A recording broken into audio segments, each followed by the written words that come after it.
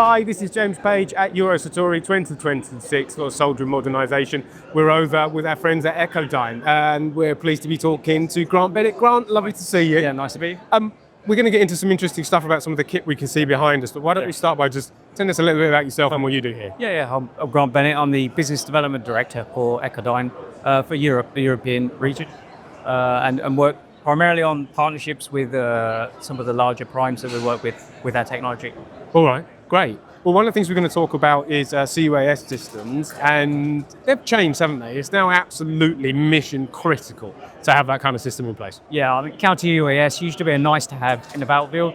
It's now changed to being a must have. Essentially, Ukraine has shown that several million dollar tanks can be taken out by a small drone, and if you can't see it, you can't or detect it, you can't deal with it, and that's what we provide, the ability to detect those drones. And so, looking to what we are standing in front of, where does this fit in to try and solve that problem? So this is a drone, this is our Echo Shield for drone detection. We have 4 units on this specific setup, which gives us 360-degree coverage. But that allows us to track drones as small as DJI Mavics, which are very small target at like 2 kilometers, and out to the char heads as well, which we're seeing obviously being used a lot in Ukraine at sort of 9 kilometer type range. So we have a great spectrum of detection capability with this specific technology. Okay. You mentioned Ukraine there. Are we allowed to talk about recent deployments? This is actually seeing live action? Is this seeing live action? I can't give you too much information. Sure. But yes, it is seeing live action in the battlefield.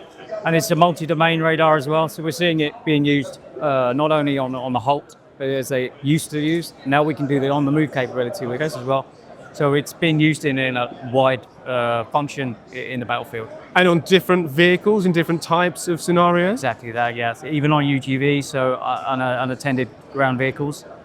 Not only on a manned system, but also unmanned. And they're using it on weapon stations as well. We're very accurate in the way that we can detect and guide systems. So it's being used on weapon stations as well as just for detection of drones. Okay. We know how fast things develop in this market and how short some of the time frames have come for upgrading and developing new things. What's the future hold? What are you looking at from here? So with this technology, the materials technology, we can basically make the system as large or as small as we like. So we can tailor the form factor to meet different applications.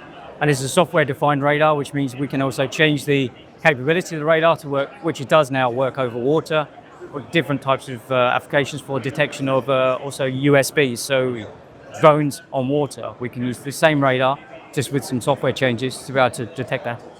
So the integration into different systems is part of it. Yeah, exactly that. So it's programmable software-wise, but also we can shrink and change the form factor depending on what's coming next. As you say, drone technology keeps evolving.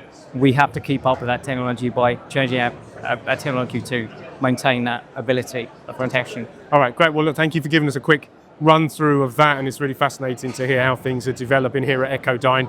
You've got a fantastic and quite busy stand. So we hope you have a great show, and thank you for talking to Soldier Modernisation. Yeah, we talked to you. Thank you.